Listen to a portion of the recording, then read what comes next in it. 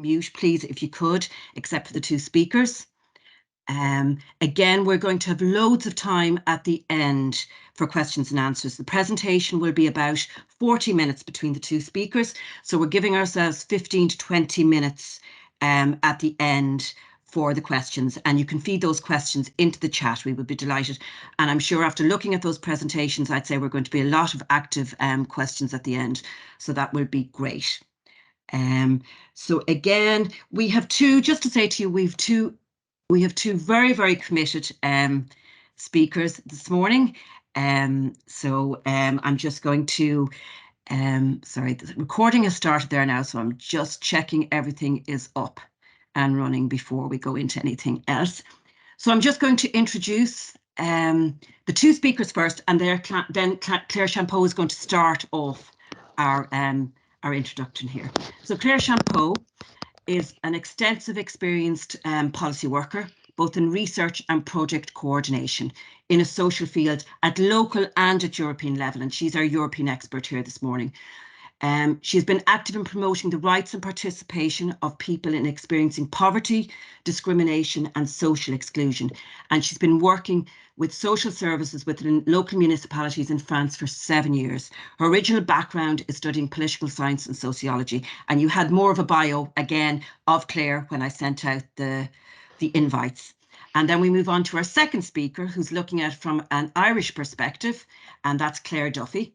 And Claire, welcome Claire, is from a policy public affairs manager for Family Carers Ireland. And she's been working there since 2008 and is responsible for managing and organising the policy and public affairs function of that organisation. She's passionate, as you will see from both speakers this morning, they're both passionate about what they're speaking about. And passionate about securing positive change for carers and works collaboratively with government and policymakers in helping shape and advance caring policy. She works closely with the Oireachtas cross-party Oireachtas interest group on family carers and represents carers on a number of national consultative committees and oversight groups, including the community and volunteer pillars of social partnerships. Right, so I'm going to, again, I'm just reminding people to please keep their microphones on mute, and I'm going to introduce then, Claire is going to start off. So welcome Claire, and she's going to share her presentation. So just give her a minute to share her presentation, and I'm looking forward to this. So I have my cup of tea and all here ready for this presentation. So welcome. Welcome everyone. Can you hear me well? Is that okay? Perfect. Okay, you should see my presentation now. Good morning, everyone. It's a great pleasure to be with you today. I can only thank Mary for taking the initiative, for inviting us and introducing us so warmly. And it's really an opportunity to have the chance to present to you this morning, and my objective would be to guide you, to introduce you our organization shortly, and also give a bit of a perspective of the carers issue at the European level, and how things are moving on here in Brussels.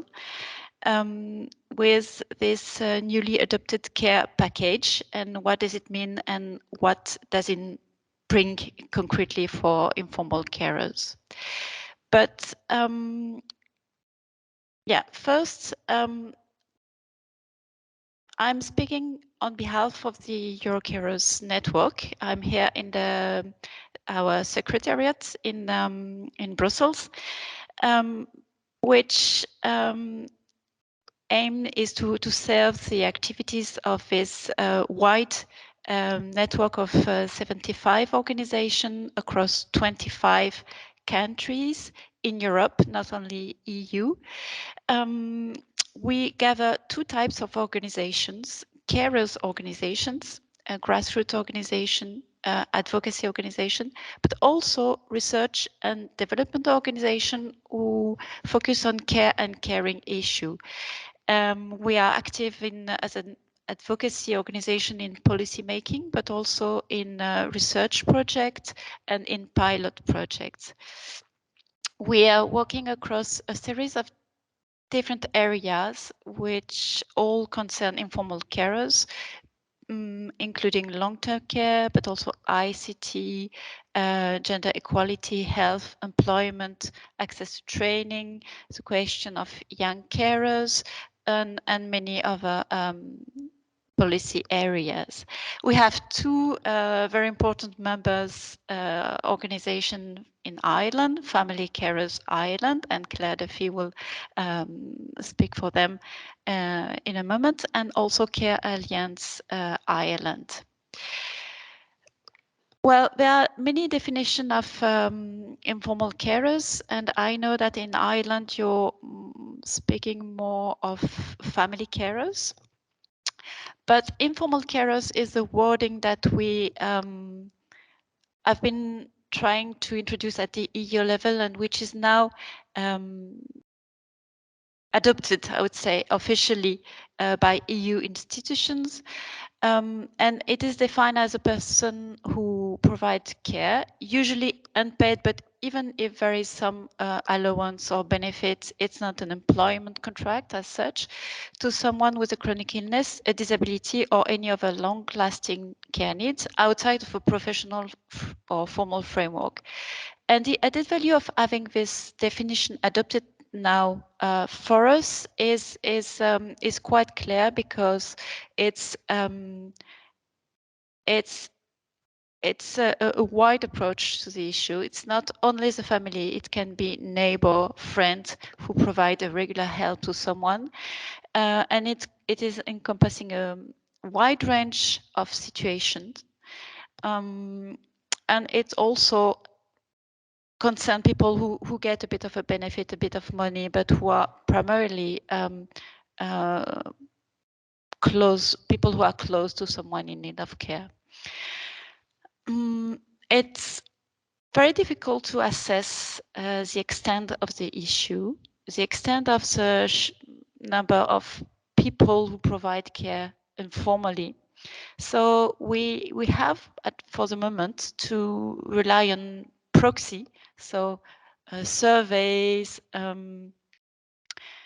but we don't know exactly how many people are involved. But we kind of can say very clearly that it is at least 12% of the share of the EU population, knowing that in some country we have number who are quite seriously based on data collection, but in some country there's a clear lack of data. But this means that at least 44 million people are involved, to be compared to 6.3 million people involved in formal care services. Care is having a clear gender dimension. We know that if we take the EU perspective, most informal carers are women. There are more women than men clearly involved in the long-term care workforce. And women are more inclined to need long-term care also. So yeah, there's a very strong gender perspective to informal care. I'm sharing also this template with you, which is based on a new survey that is going to be published very soon by the European Institute for Gender Equality, which is based on a new extensive survey across Europe, trying to assess not only the number of people involved in informal care, but also the proportion of men and women involved. And this shows a very high proportion of people engaged at least one time a week, with more women involved, especially when it comes to providing high intensity care. When we speak about high intensity, it's if you are providing care for more than 3 hours a day. And we clearly see that women are not only more involved in informal care, but also more involved in high intensity care. Another angle to try to assess the extent of the reality of informal care is try to assess its value. Again, it's quite difficult because we lack data, but it is considered that the value of unpaid care, informal care in the EU can be valued at around between 2.4 and 2.7% of the EU GDP. Also, some researchers tried to assess what would it cost if we were to shift from informal care to formal care. And it seemed that it would require an increase of more than 100% in the share of GDP devoted to long-term care. This is just to say that it is impossible to think about long-term care, to envisage long-term care without taking informal carers into consideration. But the reality is that even though providing being the cornerstone of our long-term care systems, the impact of carrying responsibility for people who are not professional is in a dead angle. This is something that is not acknowledged. Whereas we have clear research showing that there's a clear correlation between being engaged, providing care regularly, and work-life balance issues with higher risk to be in poverty, to difficulty to access and retain employment, as well as lifelong training, with some impact clearly on the pension and poverty in the last phase of your life. And there's also a clear correlation between providing care regularly on a long term and issue around health and well-being, be it physical or mental. And it seems also, based on research, that women are more markedly impacted by these difficulties.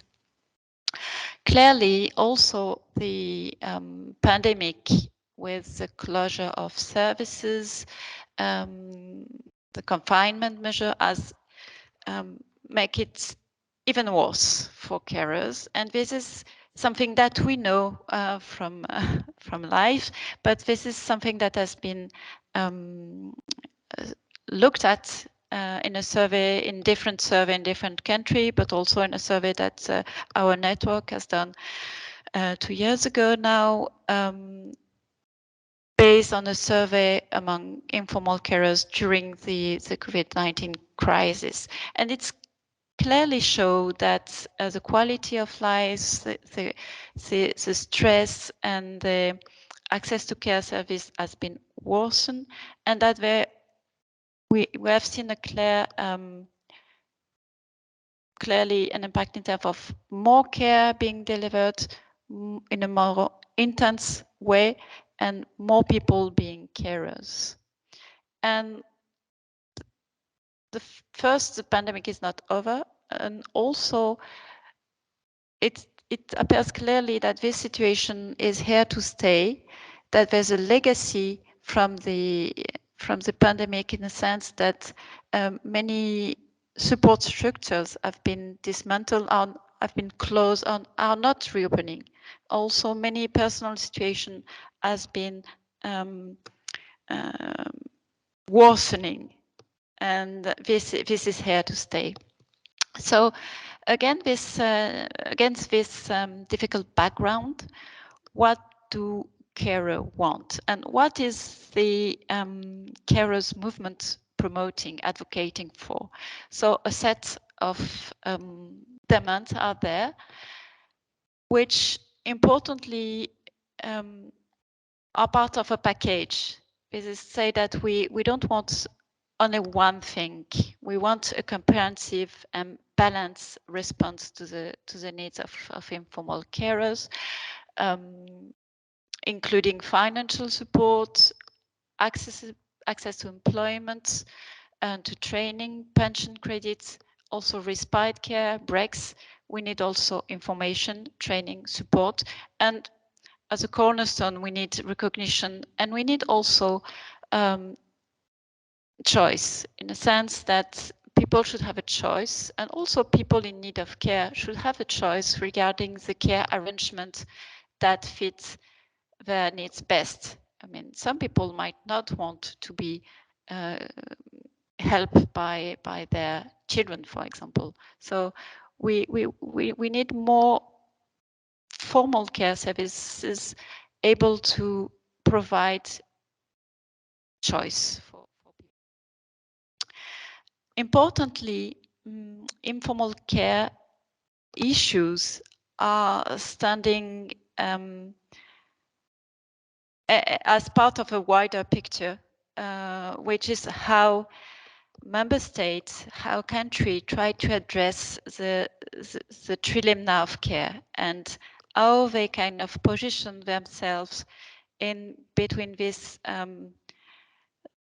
different dimension where they need to find a balance as to ensuring the coverage of the long-term care needs, but also balance the reliance on family carers with the constraint of containing the public finance.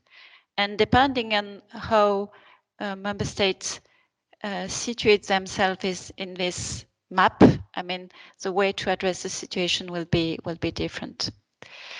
So this is the landscape in which strongly demanded by the European Parliament, the EU institution came up in the last month of last year with the European Care Strategy, which is based on the Principle 18 on the European Pillar of Social Rights that was adopted a few years ago, which is, in a nutshell, the kind of list of the social acquis of the EU, which aim to say, okay, this is what the EU is standing for in terms of social rights, and this is why we should commit to put to make accessible and real for people. It addressed the issue concerning young children, so early education and care, and long-term care. And it speaks about accessibility, affordability, quality, adequacy, and working condition. All of this concern informal carers. It brings an important recognition for informal carers who are considered as part of the care force. So it provides an interesting framework for policy reforms and an invitation for member states to identify and support informal carers and help them to cooperate better with professional worker in the care sector. Well, it has its weaknesses also. We have good instrument put in place, quality principle, recommendation on the governance, the commitment that EU funding should serve this objective. There are also limitations.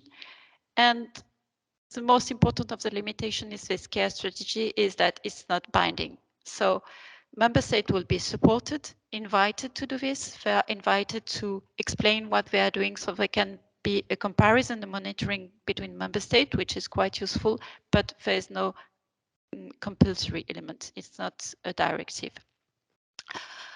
Anyway, and I'm close to the conclusion. I see the time is going very quickly, but we can build on this to look in detail at the measure that will be reported by member state, compare, monitor, and assess both at the national level and at the European level. We also, importantly, can build on the clear invitation to renew the governance of long-term care, which is too often fragmented and which is not participative enough in most member states. We need also to push for the other policy of the EU, and including the economic and fiscal policy, to also support investment in long-term care. And that's the long-term care policy is not set aside as something specific. And we need also more progress on the work-life balance. There was a directive 3 years ago, but we believe it's not going far enough for carers. I've just put here for your information, and maybe this is, I'm not going to read it in detail, but this is part of the EU monitoring of the situation in Ireland concerning long-term care, and it points to some progress, especially being discussed at the moment, but also it's underlined some weaknesses. So it might be interesting sometime to look at what the EU institutions are saying, because it's not the Bible, but it gives an indication of where does the country stand in comparison with others and how the EU funding is being used. These are some reference for website for further resource if you need so.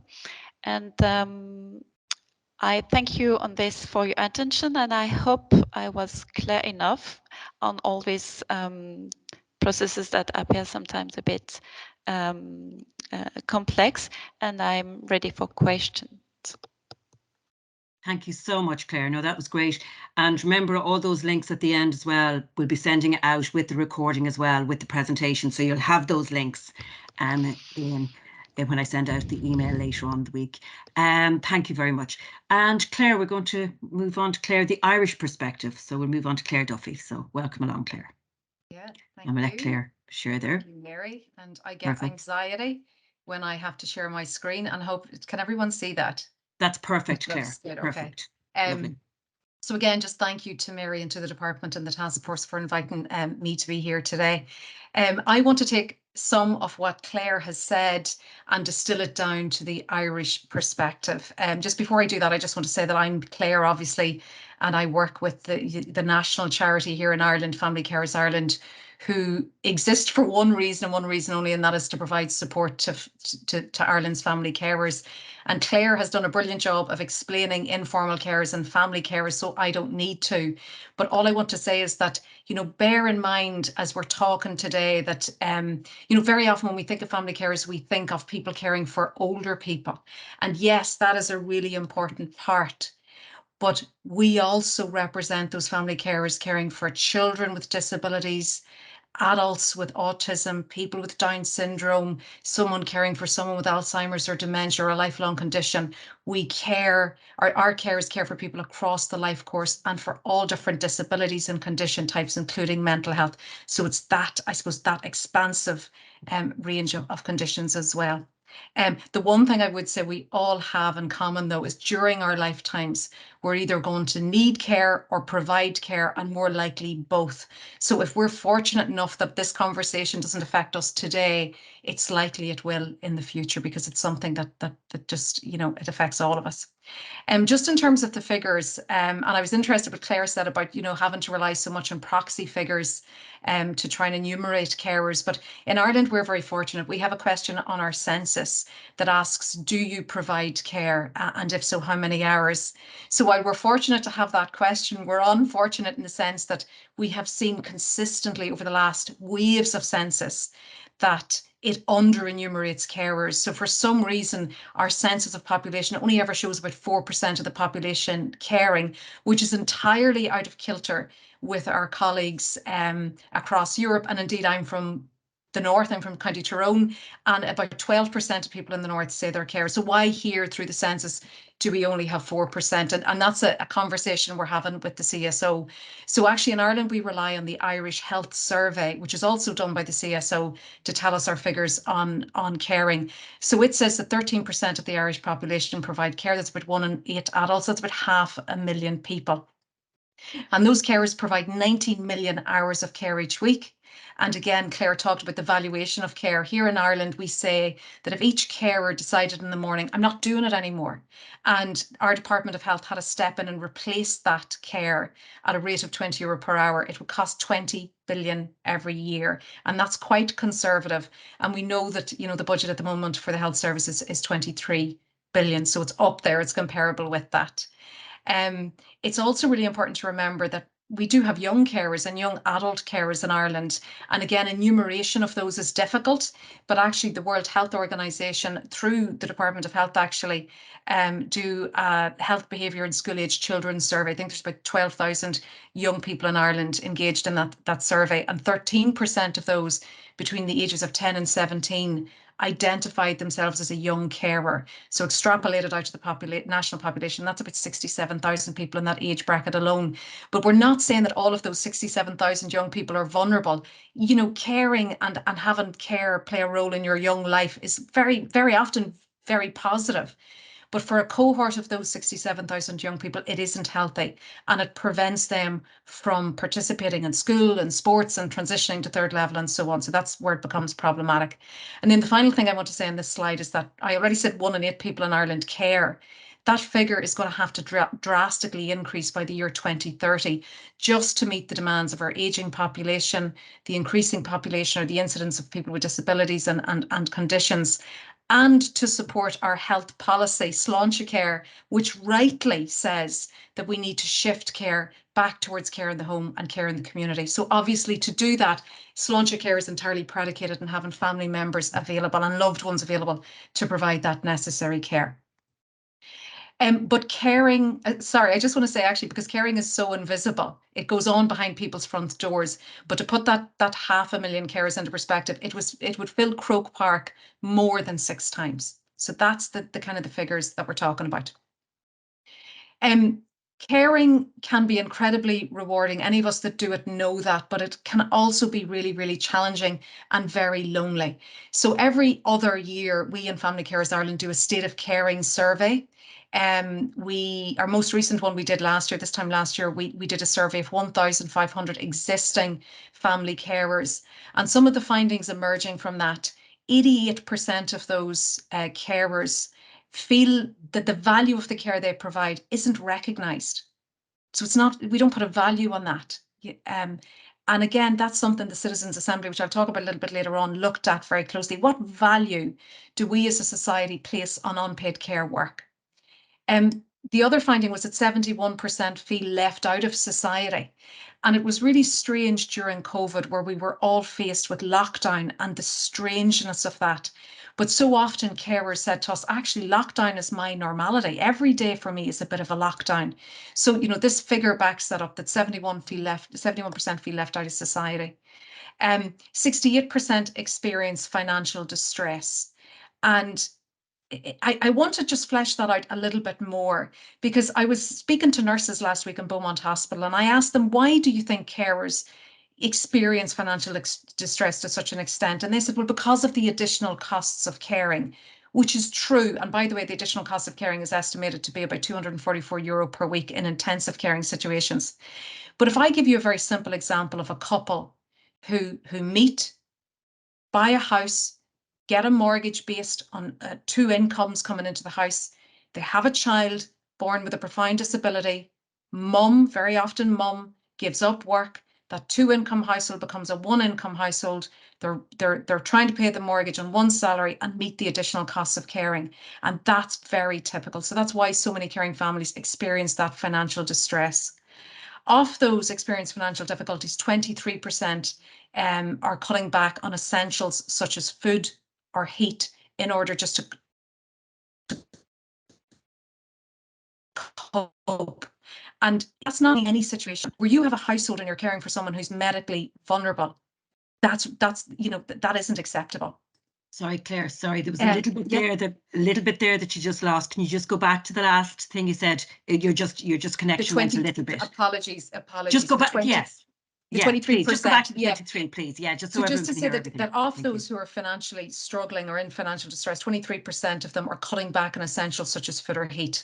And I was making the point that it's never ideal that anyone cuts back on food or heat. But if you're caring for someone who's medically vulnerable in the household, I mean, you just can't cut back on essentials. Then 13% of carers are in arrears with their mortgage, and 16% are in arrears with their utility bills, and that's double the experience of the general population. 52% of carers in the survey said that their loved one is on a waiting list. And look, I don't mean to preach to the converted. We all know the issue that we have at the moment with waiting lists. And then finally, 27% of carers in the survey, so more than a quarter, are caring for more than 2 people. And again, that's really important that we remember that caring isn't always just this dyadic relationship. So often we work with families who are caring for 2, 3, 4 people. I have one woman I was speaking to earlier this week. She has 5 children with disabilities, and unfortunately, that isn't unusual.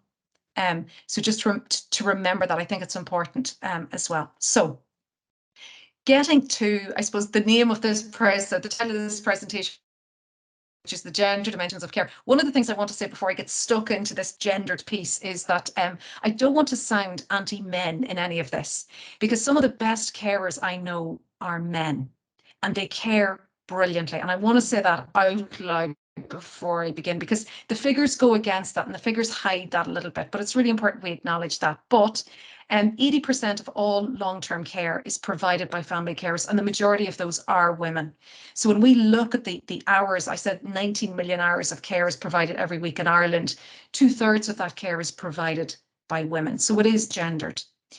According to our census of population, the most recent one we have is 2016 in terms of the figures, 61% of family carers are female. Then obviously 30 are men. It always surprises me, because I always say, well, that's not insignificant. That's only 40% of carers in our census are men.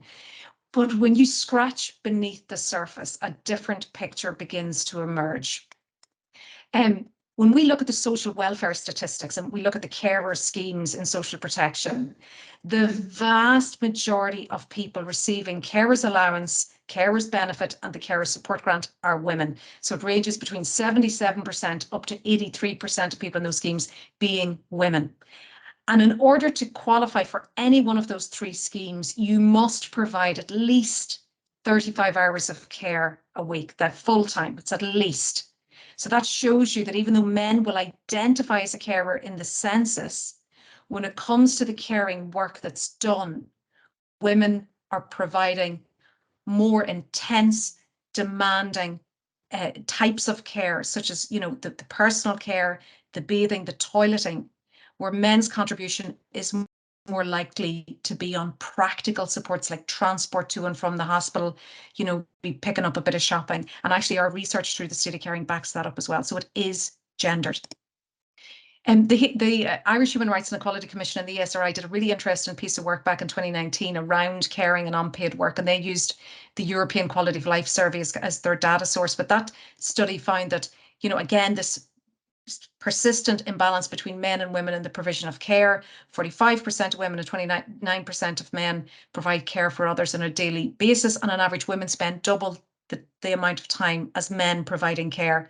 And what was interesting there was that still persists, that gap, even when men and women are doing the same amount of work outside the home. It still persists. It's really important to remember that the majority of carers juggle their caring responsibilities with paid employment. There are people on this call today, apparently 55% of you, who are in that situation of trying to do your day's work and actually, you know, caring as well. And that's tough. We set up a new project a few years ago called Caring Employers, just to support carers in that situation. But it's really important we remember that. I think this was interesting in the study as well, that they found that between 2007 and 2011, the time spent by caring by men rose, but it actually reverted back to previous pre-austerity levels in 2016, suggesting that it was a response to the economic shock of austerity rather than any underlying change in men's behaviour. And then finally, again, Claire alluded to this in her slides as well, but Ireland has the third highest weekly hours of unpaid care by both men and women across the EU. And that points to the relatively low state involvement in support for caring, which places us more in line with Southern and Eastern European countries rather than Scandinavian or Western EU countries. So what's contributing to this care gap? And I mean, we all know this, we know this, but the first thing is just these gendered norms. You know, the fact that for so long, those, you know, deeply entrenched cultural norms that women are the caregiver, men are the breadwinner, you know, it's just so entrenched in our society. And actually what's really worrying is the Department of Children did a survey back in 2021 on gender, and it found that 39% of people in Ireland, or in the survey, believe that the most important role of a man is to earn money, while 52% believe that the most important role of a woman is to care for the home and family. So I don't know, are we making the progress we maybe think we're making? But then we also have, you know, contributing to this issue is the employment gap, the hours gap, and the gender pay gap. So these are consequences of caring as well, or women's caring, as well as drivers of the gendered nature of care. So because women typically work and get paid less than men, they are obviously more likely to assume the caregiving role because the household takes less of a financial hit. And then this issue is closely aligned with, the fact that our childcare costs have been very high. And look, we are working on this, that so much work has happened on bringing down those childcare costs, which is brilliant. This is the one that drives me bananas. The fact that our social welfare schemes are still very much based on a male breadwinner model.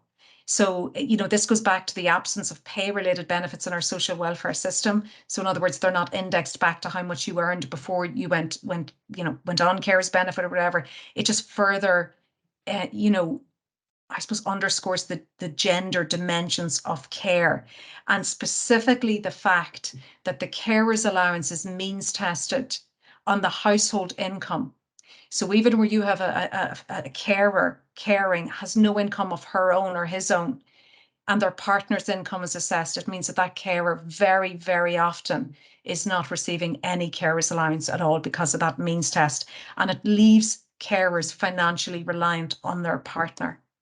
And then finally, just the fact that a lot of our parental and our carers leave policies are based on that kind of heteronormative maternalistic context where it's, a male, female parent, it's the mother that takes the leave and so on. And again, I'm, delighted to say all of that has changed. There's been so much work done in Minister O'Gorman's office around this. So that's just some of the drivers. And again, it just leads to this cycle of gender inequality where women have no access to affordable childcare or long-term care for their loved one, things like respite to allow them to go to work. And then women have to work part-time. They lose their career development. They have to step back from opportunities. Then we have the gender pay gap. And then again, women then are left doing most of the unpaid care work. So what are we doing here in Ireland about moving this forward? And I'm delighted to say, actually, we're doing some really good stuff. So going back to what Claire said about the European Care Strategy, the European Care Strategy recommends that member states ensure that all people have access to long-term care that is timely, comprehensive and affordable, that there's a mix of long-term care options, that there's a quality framework underpinning that, and that we tackle the gender stereotypes in care work. So just want to point to one thing we're doing here in Ireland that's going to speak to an awful lot of that, and that is the introduction of the statutory home care scheme. It's due, I think, this year. I know it's a really huge task, so whether that'll happen or not, we don't know. But when that scheme is introduced, it will bring an end to this legislative anomaly that we have lived with for over a decade, whereby an older person typically, has access to a nursing home bed under the provisions of Fair Deal, but no equal right to stay at home if they just want home care hours. So it's going to end that, and that's huge. And that speaks to that recommendation of the European Care Strategy to give people choice. And we know that the vast majority of people want to be cared for at home. And again, it's going to speak to the quality agenda by ensuring that all of this is reinforced with quality standards and regulation. What's really interesting here is that the statutory home support scheme is going to be available to adults of all ages. So it's not only a scheme for older people. If you're in your 40s, 50s, whatever, and need care, this will also be available to you. And then it's going to provide a system for financing and regulation of home care as well. Look, just to say, if we were physically in a room together, we could spend the next 2 hours thrashing out why making this operational is going to be so, so difficult. You know, I was trying last night to read the ESRI report on the funding options, and I was gone googly-eyed trying to figure it out. And because even funding this and financing this and how we, you know, is it a co-payment? Is it means tested? All of that is so complicated. But actually the biggest challenge we face now is staffing. So everybody in this call today knows that whether you live in Dublin inner city or rural Connemara, you cannot get a home care worker hardly for love or money. So how are we going to staff and deliver this scheme when it is up and running? So huge challenges, but good work happening. The next thing I want to look at, and again, a really good news story, was the European Care Strategy recommends that member states should support all family carers and provide them with adequate financial support. We have addressed or grasped a nettle that has existed for decades in Ireland, and that is the pension anomaly, whereby if you have had to take significant years out of your working life in order to care for someone, when you reach retirement age, you're not going to have enough PRSI contributions to qualify for the pension. And if you're lucky enough to be, or unlucky enough to be married or living with someone who has a bit of land out the back or has a few bob themselves, you're not getting the non-contributory pension either because it's means tested. And I have met those people. I've met those women who have cared for 40, 50 years, reach retirement age and get neither the contributory or non-contributory. So thank goodness the Pension Commission made a recommendation in October 2021 that there should be a dedicated pension system introduced for long-term carers. And a long-term carer is someone who's cared for more than 20 years. Minister Humphreys came out last September and said, yes, I will introduce it. In order to make this happen, again, it's going to bring huge challenges. I don't envy the person in the Department of Social Protection who's going to have to make this happen. Not least of all is how do we identify long-term carers? How do we know who they are, where they are, and if they're, you know, have they been genuinely caring? Has it been a full-time caring? All of those key questions. And that's why the Pension Commission said we need to have a statutory register of family carers developed. And by the way, this new pension is due to come into effect this time next year, January 2024. I'm a little conscious of time, so apologies if I'm rushing. Claire spoke You're about fine, this. so don't worry, worry, you're fine. Claire spoke about this one, and back in 2019, the EU issued the EU Directive on Work-Life Balance for Parents and Carers. This is now working its way through the Dáil in terms of legislation. It's still a bill, but it should be enacted any day now. But it's the Work-Life Balance and Miscellaneous Provisions Bill. And it's designed to better support work-life balance for parents and carers. It encourages more equal sharing of parental leave between men and women. And again, it speaks to this, you know, the underrepresentation of women in the workforce as well. And specifically for family carers, it does two lovely things. It could do them better, but it does two lovely things, and that it allows parents and carers to request flexible working from their employer because of their caring responsibilities. And it also allows carers to take 5 days of unpaid carers leave each year. We would have liked to have seen the carers leave days obviously paid. But by the way, some of the bigger employers, and I can say out loud, I think Irish Life, for example, has decided they will pay their staff for those 5 unpaid carers leave days. So there's lovely stuff in that act as well. Could be a little bit better, as Claire said, but still it's really moving in the right direction. Again, in terms of what we're doing here in Ireland to rebalance the gender care gap, back 4 years ago, I think 4 years ago, we had the Citizens' Assembly on Gender Equality. It made 45 recommendations which spoke directly to unpaid caring work, including childcare, and the value that we as a society need to begin to place on unpaid care work. So those 45 recommendations then went to the Oireachtas Committee on Gender Equality, which is chaired by Ivana Bakic. They issued their final report just before Christmas. And again, the main thing in that report is the recommendation that Article 41.2 in our Constitution should be deleted. That's the article that refers to, you know, the life of the woman in the home, and she shouldn't be required by economic necessity to work outside the home, that would be replaced with language that will recognise the care provided by men and women in the home. So it would be replaced with the state recognises that care within and outside the home and family gives to the state a support without which the common good cannot be achieved, and the state shall therefore take reasonable measures to support care within and outside the home. And I'm sure there's people in this call going, oh no, the second part of that could be problematic from your work and life point of view and delivering home care and respite and all those services. But that's the suggested wording that has been put forward by the Oireachtas Committee on Gender Equality. And again, that referendum, you know, possibly this year, they were saying, but it probably would more likely be next year along with the local and European elections. I'm getting close to the end, you'd be delighted to hear. This is my bugbear. This is my reason for being, but I already mentioned that the European Care Strategy says that we need to better support family carers financially. And actually, one of the things that we in Family Carers Ireland believe is that the carers allowance scheme isn't adequate. It is gender biased, it's overly restrictive, and we believe it's no longer fit for purpose. And I want to just explain that a little bit more.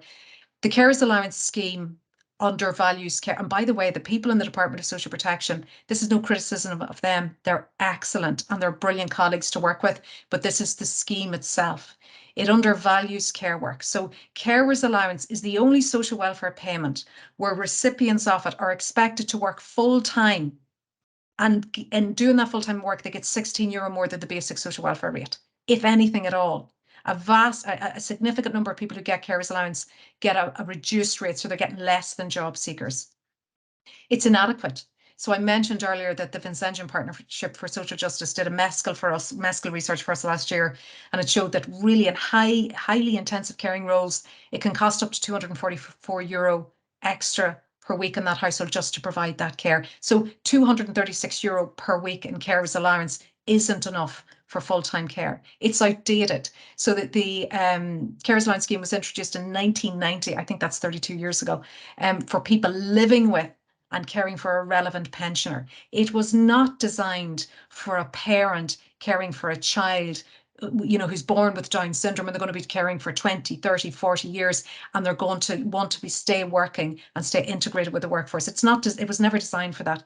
It actually discourages labour market participation. So when you're on carers, any of the care schemes, you cannot work or study a minute more than 18 and a half hours. So that's trapping carers. And as I already said, the majority of the women, it's trapping them within the social welfare system. And again, it reinforces that gender stereotype that women are the primary caregiver. By means testing, it means tests the partner's income, and it leaves women financially dependent very often on their partner. And I see it all the time. And by the way, I see it the other way. I have seen cases where it's the woman who's working, the man is the carer, and he's financially dependent on his partner. So it does work the other way. It's just less common. So actually, just to say that this year in Family Carers Ireland, we will be starting a campaign looking for the abolition of the means test. We've done the figures, we've done the calculations. It isn't as scary from a monetary point of view as you might think it would be, because all the other conditionality around carers allowance would remain. So I went over time, apologies, but I will leave it there. Thank you.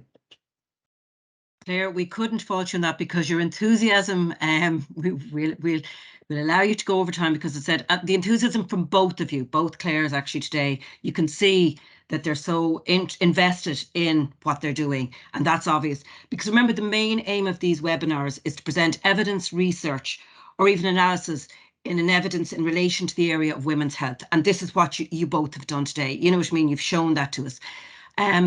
Is there any questions out there? I have to thank you both for that anyway, but is there any questions out there? The couple of words that came to mind the whole time, which you said, was challenging, rewarding. You know, this is all to try and get a choice and a balance for carers. That's what came across both your presentations today. And this is what, you know, is hugely effective. There's a question in there. Are you asking? There's a question. I'm just going to read it now. I don't know which of it's directed to, but I'll read it first. What do we know about the impact of caring where the carer or the person being cared for are members of a marginalised group, an ethnic minority in Ireland? Are there additional barriers to access support, or how much about the impact do we know about these additional strains? Now, there's a lot of questions here. What are the interventions that help in this context? I'd say because it's from an Irish point of view, Claire Duffy, that might be more related to you, and then Claire, maybe you could add in something from a European perspective. Yeah. Did you get all that question, or? Yeah, but it is an absolute issue. It's that overlapping disadvantage or multiply you could be, you know, a person parenting alone, living in a rural community and caring for someone, and it's just this multiple layers of disadvantage and challenges that you face.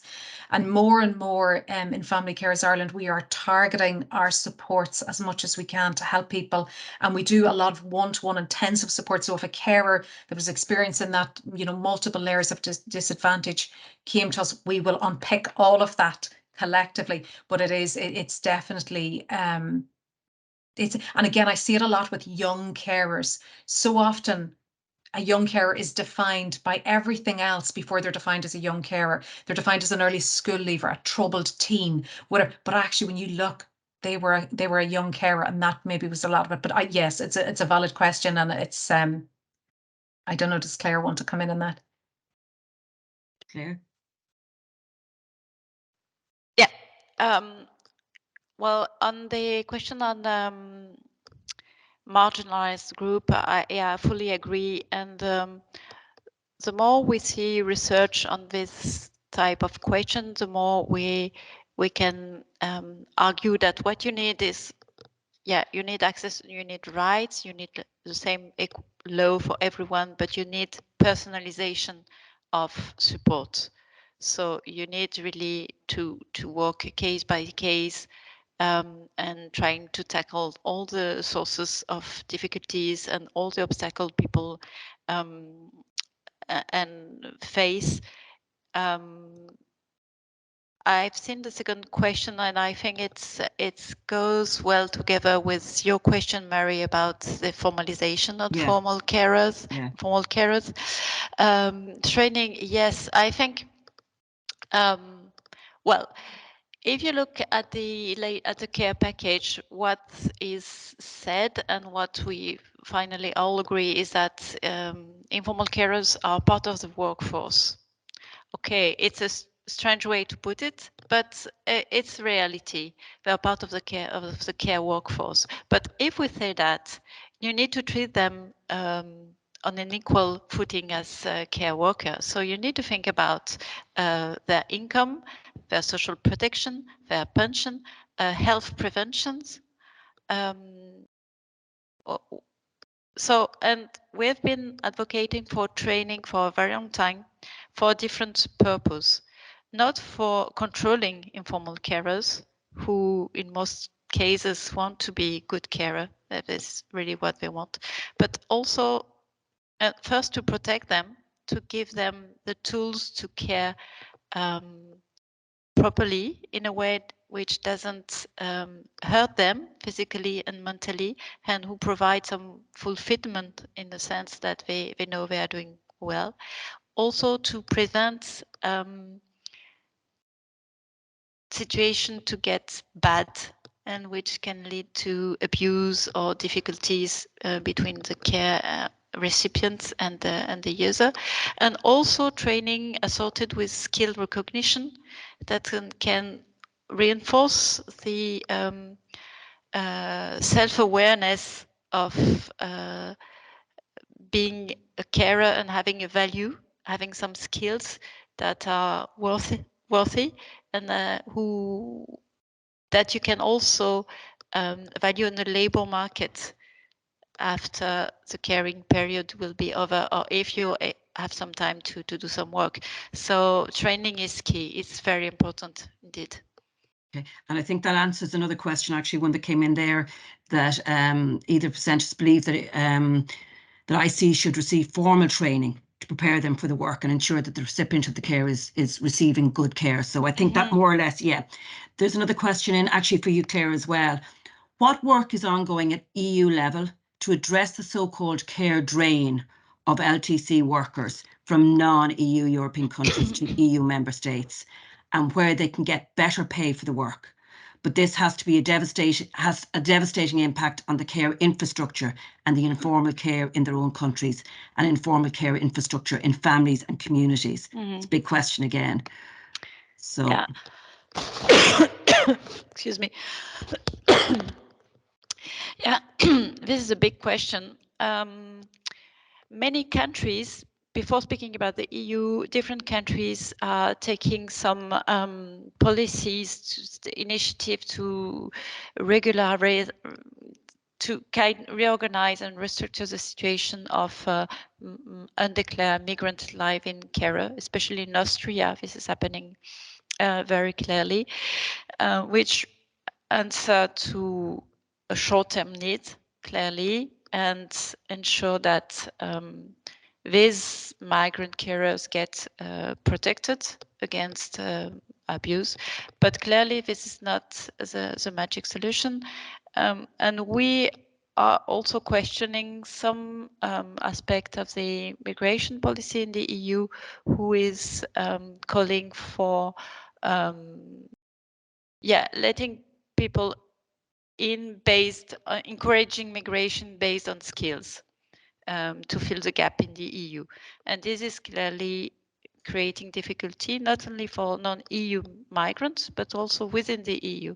If you think about Poland and many Eastern country, where what we see is a care drain, and also a parenting drain with many women migrating in Western Europe to be carers, which leaves teenager children under the responsibility of grandparents, which creates a series of difficulties, which creates also for these families the difficulties of distant caring, because these grandparents get older, and these women are also in a way caring for their parents. So they are trapped into a situation where they are a formal carer, but they are also trying to provide care and to take care of these elderly people from a distance. So commuting regularly, and this is also an aspect that we should address. We should support them in this situation. It came also very clearly during the confinement when the border were closed. There were no special rules for carers. So if you were commuting every weekend, for example, from Austria to Poland or to another country to take care of your elderly mother or father or auntie, then you couldn't do it anymore. And this led to dreadful situation. So we have at the EU level to think also to look at this conundrum in a comprehensive way, which, it's a long question. Perfect. There are other questions in, but I'm not going to get to them actually today, because I said we're just going out of time there. And as I said, the comments that are coming in, thank you. The comments that are coming into the chat is thank you both. Two excellent speakers is what they're coming in, and the presentation will be available. And as I said, the links for the two speakers as well, both the presentations and the recording will go out as well. I have to say, Claire Champion and Claire Duffy, thank you so much. And thank you very much for everyone. I know we were going a little bit over, but I think it was well worth it. What struck me was, Claire, when you were saying about COVID, being an isolated time, but carers thought, well, this is their main life anyway. That's what struck me. I was saying, would any of us want to be living in that life full time? No, obviously we wouldn't, But thank you very, very much to everyone. The next webinar will be on the end of February, by the 23rd of February, it's going to be on endometriosis. I will send out the presentations and the recording later on in the week. There was so much there today. I know we could make another webinar on it and we could keep going. I mean, as I said, all I'm getting is thanks therein for both speakers. But again, what can I say? And you were a pleasure to work with, both of you ladies. A pleasure to work with and very easy to work with. And you can see your enthusiasm and your love for what you're doing coming across. We need to, there is somebody putting up hands there. They're just saying thank you very much. I said we need to do more. We need to get information out there. And that's what both of you did today. You got the information out there and it was worthwhile. So thank you from the task force and from the Department of Health. Okay. Thank you, guys. Thank you very much. Sorry for going over there for everyone who's meetings. Thank you very much. Bye. Thank you, Mary, very much.